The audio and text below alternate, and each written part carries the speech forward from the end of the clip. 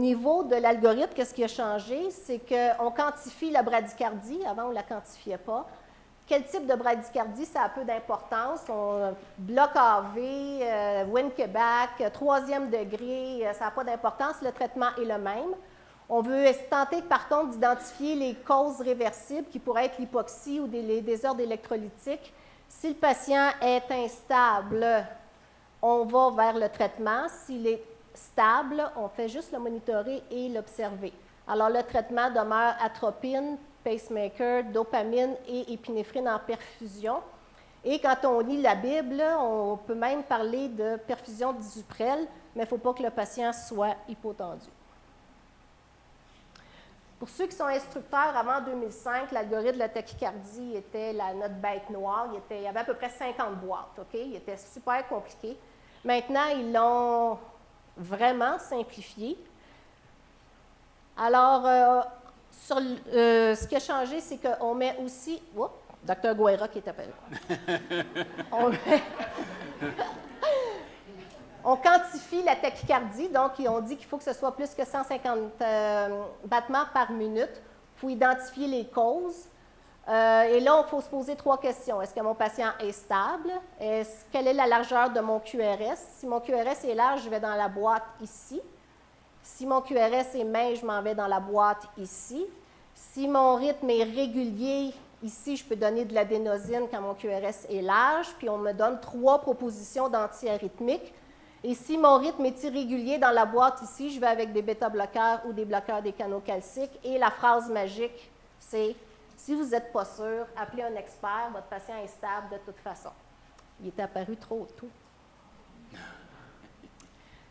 Les soins post-réanimation, ton tour. Alors, j'apparais après Peter. Alors, en fait, ce qui arrive, c'est que vous faites un très bon travail au centre d'achat ou à l'urgence, puis là, il montait à l'étage, puis la question qu'on avait toujours, c'est ce que la famille nous demande, mais là, il est en vie, il est hors de danger, puis malheureusement, ça arrivait trop souvent que soit il devenait en état végétatif ou alors il décédait. Alors, le but post-réanimation, c'est de continuer le bon travail qui a été fait et essayer que le patient puisse retourner à la maison avec aucune séquelle ou le moins de séquelles possible.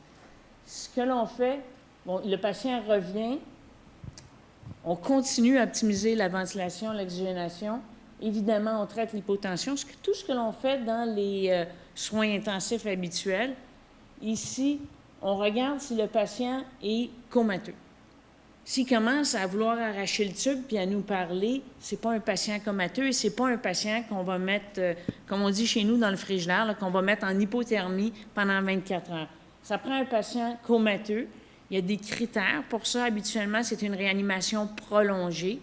Et si on a un doute, je vous dirais, on devrait considérer l'hypothermie. Il faut évidemment regarder qu'est-ce qui l'a amené à faire cet arrêt-là. S'il y a eu un infarctus, si on a un STEMI à l'électro, on s'en va en émo. Mais on considère tout de suite l'hypothermie. La majorité des appareils qui ont été achetés par les soins intensifs, nous, c'est carrément des pads refroidissantes, là, un petit peu comme un habit d'une grenouille. Et on peut très bien aller en émo à travers ça. Les rayons passent très bien. Bien d'autres centres ont mis des cathéters. Il faut y penser parce que tout ce que l'on a fait avant, si le patient est comateux, puis on le regarde, puis on dit « Ah, il va-tu se réveiller? Il ne se réveillera pas. » On est très loin du staying alive de Marie, puis là, on manque un petit peu le bateau. Alors, ça prend vraiment une équipe, puis je vous dirais, au départ, chez nous, c'est souvent, quand il y a des nouveaux résidents, c'est le nursing qui dit « Bien, comment ça qu'on ne le refroidit pas? » Alors, je pense que tout le monde doit se sentir concerné là-dedans. Et alors, c'est vraiment une équipe multidisciplinaire. Il faut être équipé. À l'urgence, on a, nous, des salins dans le frigidaire. Alors, à côté des sandwichs, non, pas tout à fait.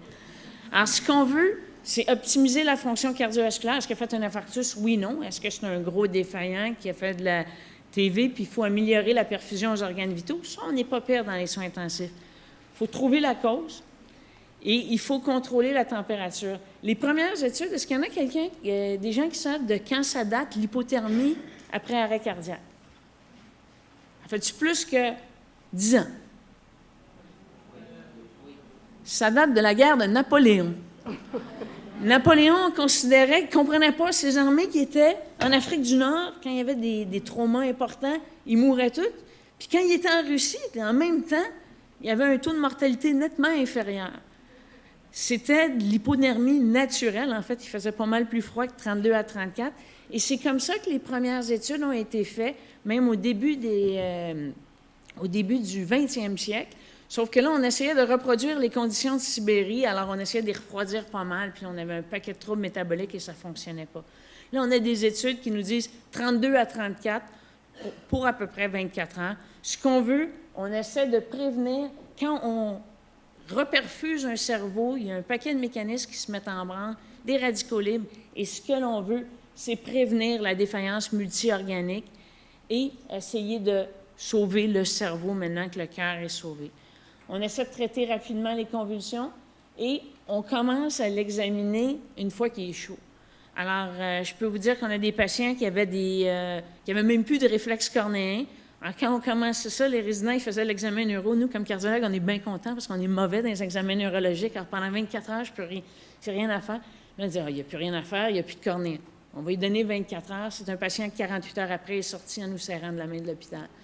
Alors, il ne faut pas lésiner, c'est très, très important.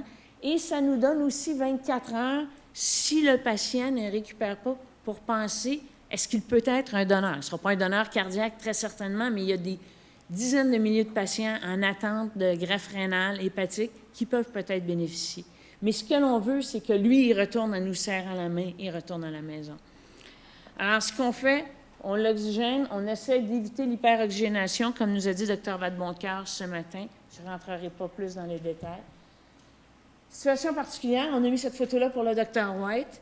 Il faut faire attention à un patient qui a un arrêt lorsqu'il est froid, on va probablement... Il faut faire attention à ce patient-là. Tous les problèmes qui peuvent amener ce patient-là à faire un arrêt cardiaque, il y a dans les recommandations 2010, Marie peut en parler peut-être un peu plus que moi, des recommandations pour toutes ces situations-là. Et je ne sais pas si vous le savez, c'est nouveau des recommandations, mais l'obésité morbide est un problème assez important. Marie va nous parler un petit peu plus des situations particulières. En fait, l'obésité morbide, oui, mais quand tu lis le libellé, tout ce que ça dit finalement, c'est que quand tu es gros, tout est plus compliqué. C'est juste ça que ça dit finalement. Il n'y a aucun changement à faire, ni dans le BLS, ni dans la CLS. Pour la chirurgie cardiaque, ils disent de faire une resternotomie, mais seulement qu'en soins intensifs, pas faire ça sur un département. Pour ce qui est de l'angioplastie, si le patient fait une TV, par exemple, on peut lui demander de faire ce qu'on appelle du cough CPR. Donc, le patient va tousser pour maintenir une perfusion. Et là, pendant ce temps-là, tu as le temps de tasser tes équipements pour ensuite arriver avec le défibrillateur et d'initier le traitement approprié.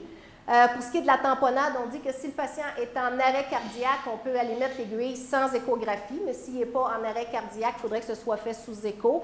Pour ce qui est de l'avalanche, Dr. White va aimer ça, on a des critères maintenant, des indicateurs qui disent que si tu es resté en dessous de la neige plus que 30 minutes, si tu as une température à moins que de 32, puis si tu as un potassium à plus que 8, ta survie n'est pas bien élevée. OK? Et pour ce qui est il mesure le potassium sur la neige. Et pour ce qui est de l'embolie pulmonaire, on dit que si le patient fait un arrêt cardiaque avec un diagnostic d'embolie pulmonaire, il faut donner la fibrinolyse. Mais si on n'est pas sûr, on ne la donne pas.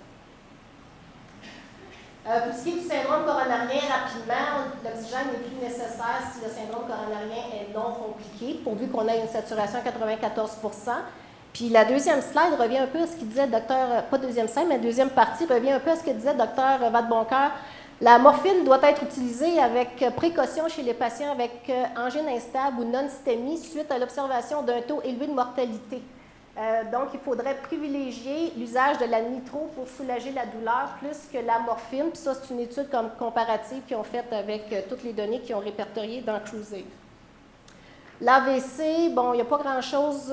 Bon, je vais passer rapidement là-dessus.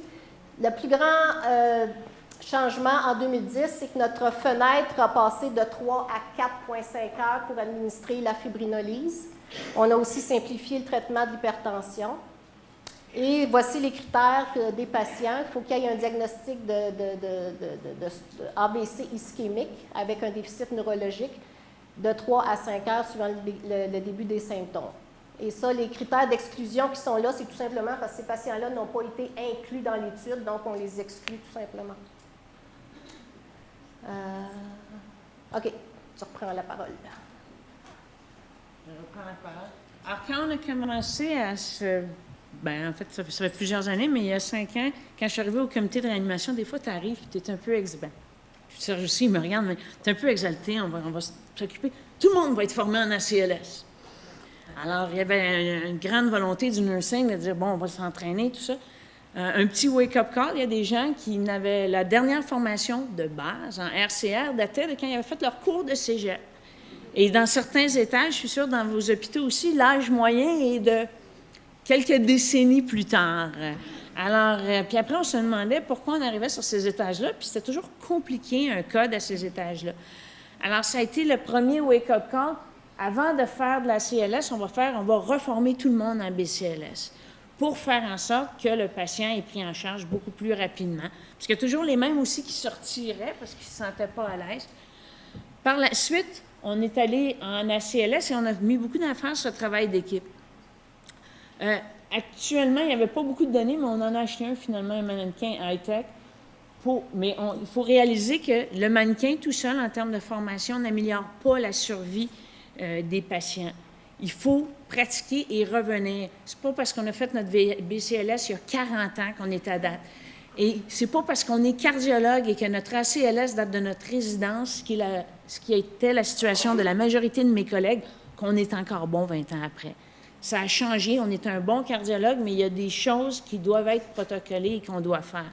Et ça a été les gens les plus réfractaires au changement, je vous dirais, ça a été les docteurs.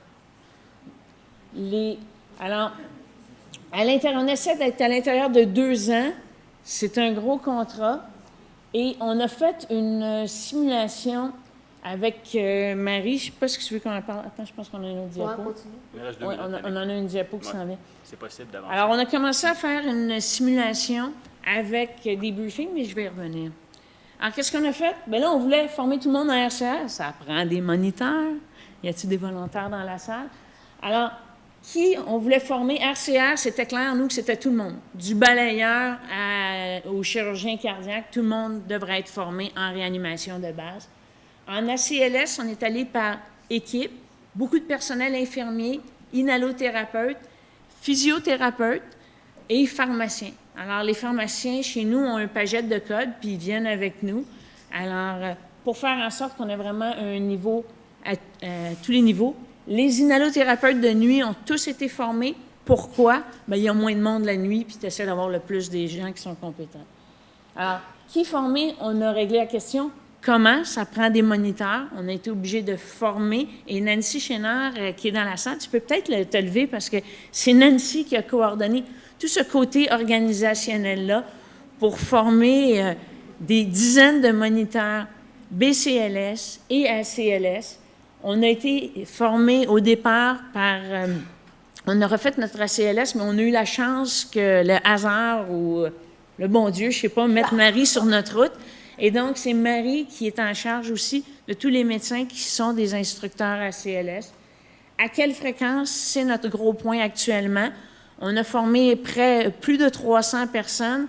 Est-ce qu'on peut le refaire? Est-ce qu'on a les moyens financiers et physiques de le refaire aux 2 ans? On le souhaite, mais actuellement, on vise plus le 3 ans, 3 ans et demi, ce qui est quand même mieux que le 40 ans qu'on avait avant. Alors... Annick, si c'est possible de conclure. Une dernière chose. T'en prie. Quand, en application clinique, c'est une simulation de code. On est bien bon quand on arrive, mais des fois, on fige. Il y a des gens à qui c'est arrivé dans la salle, je suis sûre. Alors, Marie a mis sur point une simulation de code. On est dans un gros lit, aux soins intensifs. On a une histoire classique du patient qui fait un infarctus, qui est près d'aller à la maison, qui code. C'est filmé en continu grâce au service audiovisuel. Et donc, on a un débriefing immédiat. Il regarde ce qui s'est passé. Il dit, bien, comment est-ce que tu as fait tout ça? Alors, ça se fait plus dans la camaraderie. Et on a tout de suite une autocritique et un renforcement.